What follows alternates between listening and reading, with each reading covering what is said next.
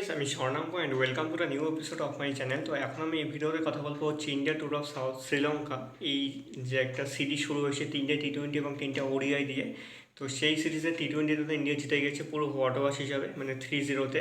শেষ দিন যে খেলাটা হয়েছিল থার্ড টি-20টা, সেটা জাস্ট মানে ধুম ধারাকার মধ্যে হয়েছিল।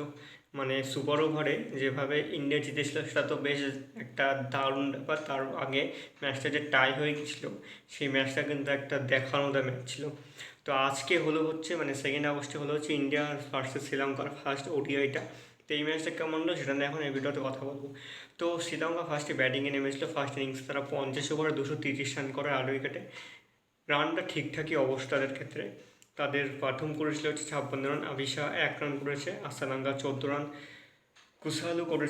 কুশাল মেন্ডিস করেছে হচ্ছে 14 রান, সামা উইক্রামা 8 রান, ধোনির 67 রান, সব থেকে বেশি রান ইন্ডিভিজুয়ালি, এবং হাসারাঙ্গা 24 রান করেন। এদিকে ইন্ডিয়ার সিরাজ, শিবম, কুলদীপ, সুন্দর চারজনে একটা করে উইকেট নেয়, এবং অক্ষর পটেল এবং আর্শদীপ সিং দুজনে 2টা করে উইকেট নেয়। জবাবে ইন্ডিয়া যখন ব্যাটিং করতে নামে তখন শুরুটা কিন্তু খুব সুন্দর যায়, খুব স্মুথ যায়। কন্টিনিউয়াসলি 0 উইকেটে তারা রানটা করতে থাকে। কিন্তু এইভাবে চলতে চলতে যখন প্রথম দিকে উইকেট পড়তে শুরু করেছিল, তখন এত পর উইকেট পড়েছিল যে সেটা প্রচণ্ড খারাপ অবস্থায় চলে যায়। আগেরবার যেমন ম্যাচগুলোতে শ্রীলঙ্কা করেছিল। প্রথমে রোহিত শর্মা 58 রান করে, গিল 16 রান করে, কোহলি 24 রান করে, এগুলো ঠিকঠাকই চলছিল। তারপরে ধারা উইকেট পড়তে থাকে। সুন্দর 5 রান, শ্রেয়স 23 রান, রাহুল তারপরে এই সময় আর একটু রানটা বাড়তে থাকে, যেমন রাহুল 31 রান করে, আকসার 33 রান করে, শিবম দুবে করে হচ্ছে 25 রান। তাছাড়া এইরকম করে রানটা বাড়তে থাকলো, তাদের কিন্তু উইকেটগুলো পরপর পড়তে থাকে, মানে একটু রান একটা উইকেট, একটু রান একটা উইকেট, একটু রান একটা উইকেট, এভাবে রানগুলো বাড়তে থাকতে যেভাবে উইকেটগুলো পড়ে থাকে সেটা খারাপ অবস্থা থেকে যাচ্ছিলো।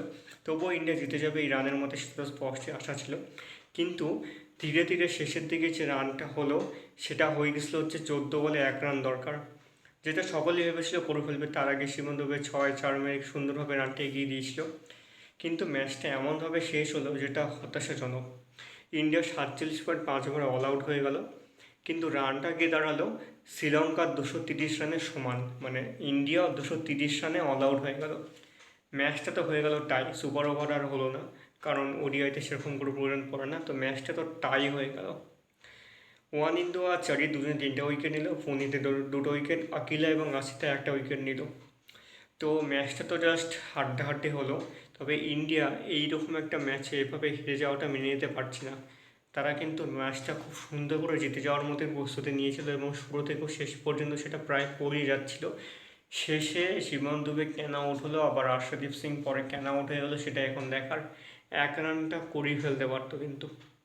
তো তোমাদের ম্যাচটা কেমন লেগেছে কমেন্ট করে জানিও। আর আমার এই ভিডিওটা ভালো লেগে থাকলে অবশ্যই চ্যানেলটিকে সাবস্ক্রাইব করতে একদম ভুলবে না।